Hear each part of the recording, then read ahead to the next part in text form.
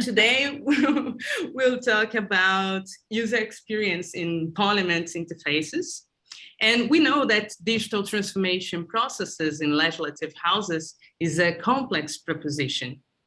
In-person processes need to be reconsidered in order to adapt to the digital reality, always in compliance with the internal rules of the House and avoiding upsetting the internal balance of power. A meaningful digital transformation strategy is eagerly aware of the demand of internal users of the houses, such as civil servants, parliamentary staff, and also MPs. A successful digital transformation strategy in the legislative, we know that takes into account the needs of its users that is different in a sense that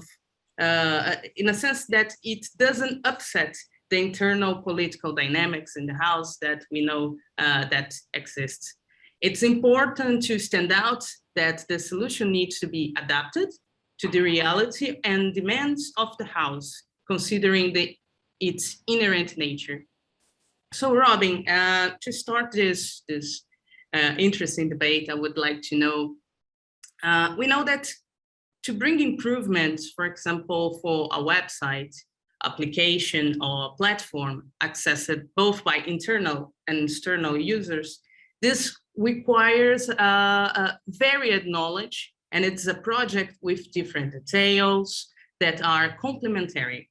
Can you share, please, with us the most interesting challenges that your team found, that your team found to bring improvements to user experience in Knesset website or even an application, and how they work around these challenges?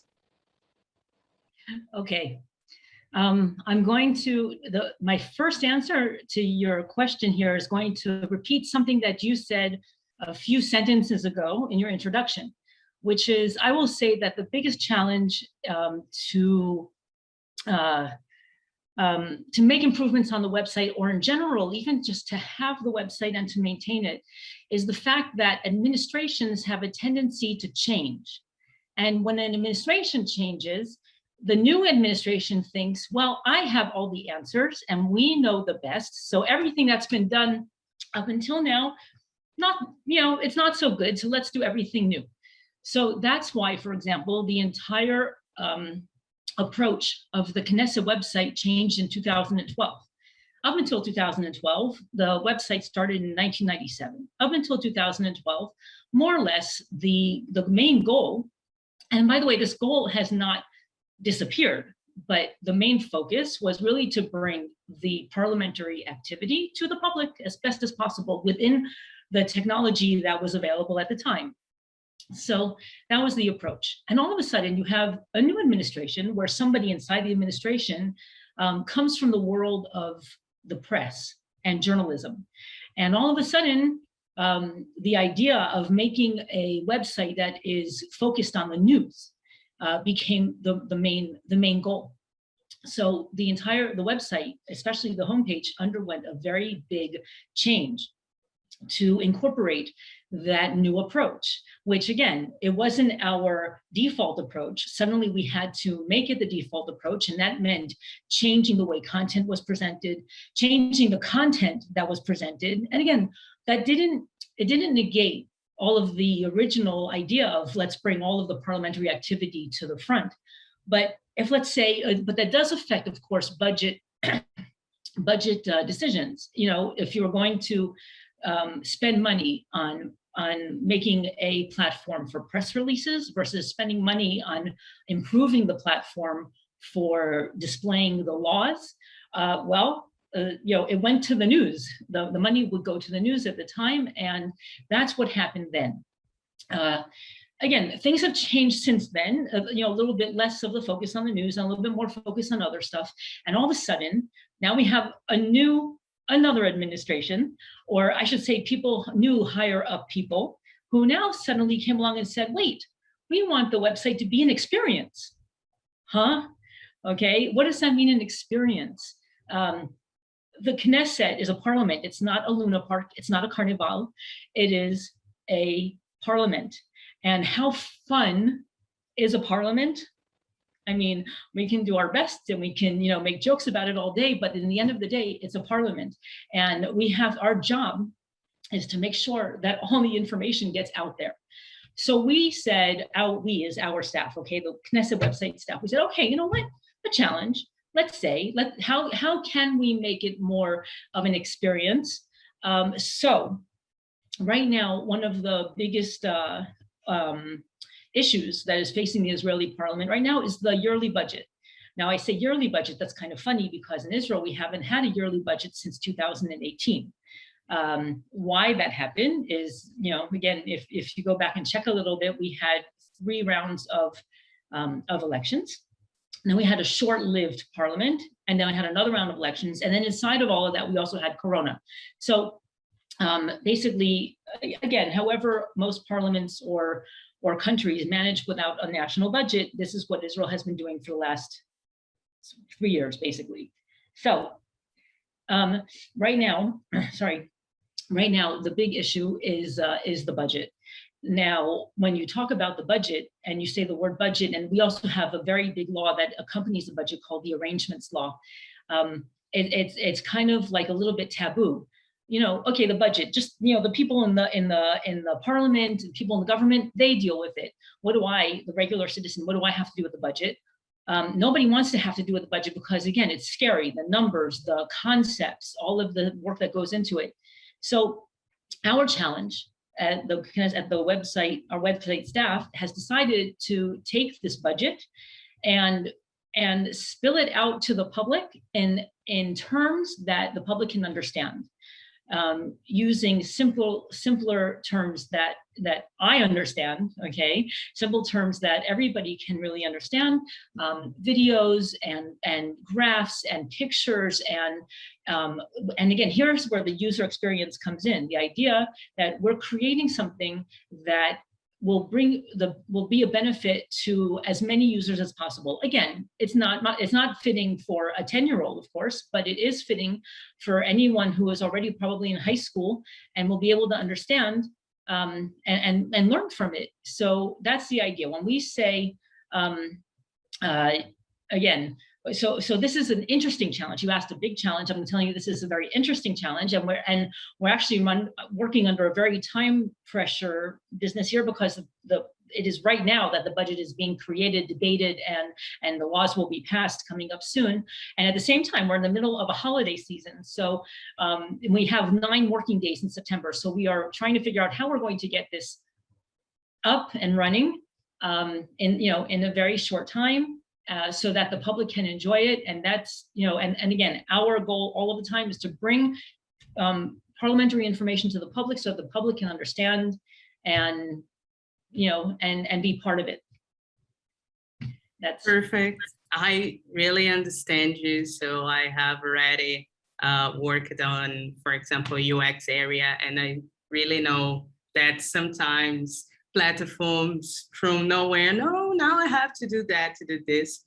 And as additional question to my previous one, I would like to know how you and your team deal with these changes. For example, as UXs, we used to do plannings, to do research, to do any step. So when the change came, how you and your team deals with it? It's a new planning, adaptation to planning, how it works. As part of a smaller team, again, when I say small, our total team is 15 people, not including another staff of programmers. We have some in-house programmers and we have outsourced programmers. One of the most important, and again, having a smaller team means it's easier to keep more people on the path, so to speak. And we're all very in sync with each other. And when a challenge does come by, and again, let's say it might mean working under a lot of pressure to get something up online really quickly. Our staff, we also pride ourselves on the fact that we are not prima donnas. If I need to sit and do some dirty work in order to have this online and do a lot of copy paste, that's fine. And if the person who is our graphic designer has to, keep, even if someone like that will have to do some kind of, let's say, more tedious work to get it done, we will all do it. We will all chip in. We will all make sure that it gets done, for that. I hope that answered your question. Yes, for sure. So considering a parliament, for example, that wants to implement user experience improvements, what could be your basic recommendation considering a digital transformation project? Okay, so again, it's funny because even though I'm actually one of the most technical people on my staff, and I'm going to recommend, I'm not talking about the technical side. I'm going to talk about the staff side, because one, and I'm going to give an example. One of the things that we found over the years is that as much as you can do in-house, you do in-house, and the reason is very simple. When well, let me speak specifically about UX, okay, user experience. Our graphic designer, we now have two. So our main graphic designer went to a course, a very intense course years ago about user experience and user interface. And she, besides that course, she goes every year for refreshers. Of course, this year it's all online for refresher courses, and she's always on top of the latest issues that are discussed with regard to user experience. Now, she has that side of the profession, okay, the side of user experience. At the same time, she's been working in-house for over 20 years. So she knows how the Knesset runs. She knows the internal systems of the Knesset. She knows how, how laws are passed, how all of the steps, all of the documents that are connected.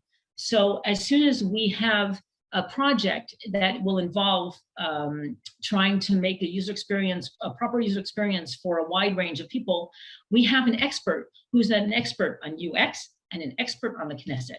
Now, I'm going to give you an example of, and this happens every single time that the Knesset outsources something. Now, when I say outsources, goes way outside to do a project and then bring it back in. It happens every single time, and every time we say, oh, they're going to do it again, and then they do it again. And so very recently, we had a situation where we have the Knesset is trying to develop a project called the SMART protocol. The SMART protocol will take literally the text of what happened in the chamber, in our plenum, and it will be smart in the sense that everything in this protocol will be linked to something. It will be linked to the name of the parliament member. It will be linked. There will be a link in there to the law, or to the bill, or to the vote, or whatever it is. The smart protocol will, and this will, and there are ways that they're going to do this automatically. And anyway, this has been cooking for a while, and then finally, the Knesset made a decision without really consulting our staff properly to outsource this. So they outsourced this project, and it came back to the Knesset, and everybody was very proud. Hey, look at the project. Look at the specifications that we have for this project. And when our UX person looked at it, when we all looked at it, when we, the staff, looked at it, we work in the parliament, and we couldn't even understand what they were trying to say, what they were doing. And again, we basically had to take the whole specification that the Knesset spent a lot of money on, throw it in the garbage, and start over. We didn't want to do that. Believe me, we wanted to say, oh, good, we don't have any more work to do, yay. But no, it didn't happen like that. Again, and a very simple reason why. You pass it out to a company that is a UX, that they're experts in UX, but they're not experts in the parliament.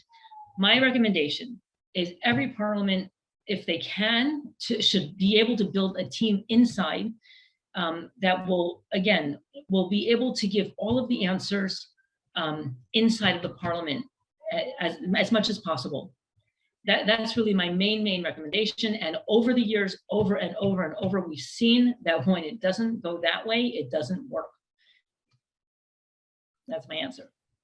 And do you think that also a parliament, for example, we have a really great range of parliaments, and not all of them have the internal staff.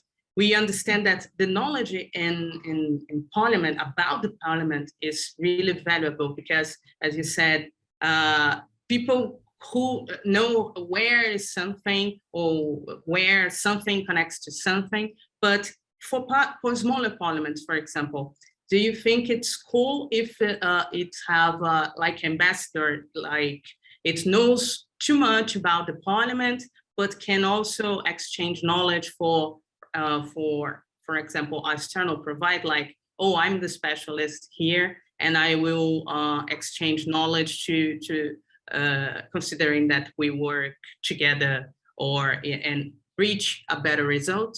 Considering, for example, parliaments that have don't have a UX staff yet, or don't have even staff, for example. Okay, so the answer to that is that whoever the smaller parliaments bring or connect with in order to work on their website or to work, let's say website or an app or whatever it is, something that they are developing, it's really it is very, very necessary that they spend the time and learn. Even if it means that the project will take another month, they need to sit and learn the internal workings of the Parliament. Otherwise, it's again, we also had, back in 2012, I mentioned that in 2012, we had a whole revamp of the entire website. Again, the Knesset went outside, they requested sketches for a new website from an outside company, and they were so off the mark.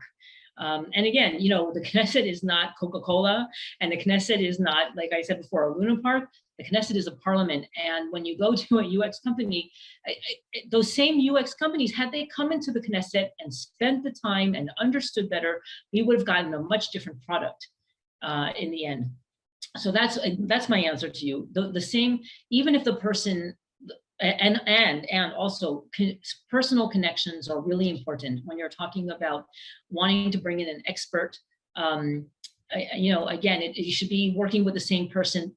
One of the justifications of working with outsourcing is that if you work with a company, and today, employee John from the company couldn't come in, but employee Jim could come in, then they'll send Jim instead of John. But it doesn't help if Jim doesn't know the work. In the end of the day, it boils down to personalities and not just the job. That's what we found in the past. And again, it could be anyone filling that, any personality filling the job, but the person needs to know, needs to learn, needs to understand. It's not enough to be technical. You have to understand how the political side is run. Not only the political side, how the government or governing offices, the Parliament, and everything that happens in the Parliament, how it is run, in order to create the best user experience of the website, app, even internal system. Perfect, Robin. Thank you for your considerations, tips, and recommendations. It's really insightful. Unhappily, we are reaching our time. I could talk about that hours and hours and hours. We could talk after the conference as well. But I'd like to know if you have the final considerations about all we discussed here today, and if you have more recommendations or things that you want to share with the audience today. One more thing I would like to share, and again, this comes from years of experience. In the end of the day, if you want to reach more people, you have to keep it simple. Okay, and again, we've learned today, most parliamentary websites, I assume, have learned how to keep websites more simple and streamlined, because that means they are more accessible to people with disabilities, and also accessible to SEO for search engine optimization. The more simple the pages are, the higher up the more viewed, the more accessible they are. So one of my high recommendations about user experience is please don't make it complicated. Make it as easy for your users to find as much information as they can and as fast as they can. If I have to close it all up in one box, that's really what I would say. And you know what? We have some spots on our website that are still pretty complicated, and we are working on simplifying them. Again, it almost seems like a graph. Over the years, starting from 1997 up to 2021, the Knesset website started off simple because everything was simple. And then at some point, there are certain applications inside the website got very, complicated, complex, fancy. It does everything except for clean your kitchen sink. It gets very, very, very, very fancy. And then now, again, we're coming to a point in time where we're going back to simple, because we find that you want to reach the audiences, make it easy for them.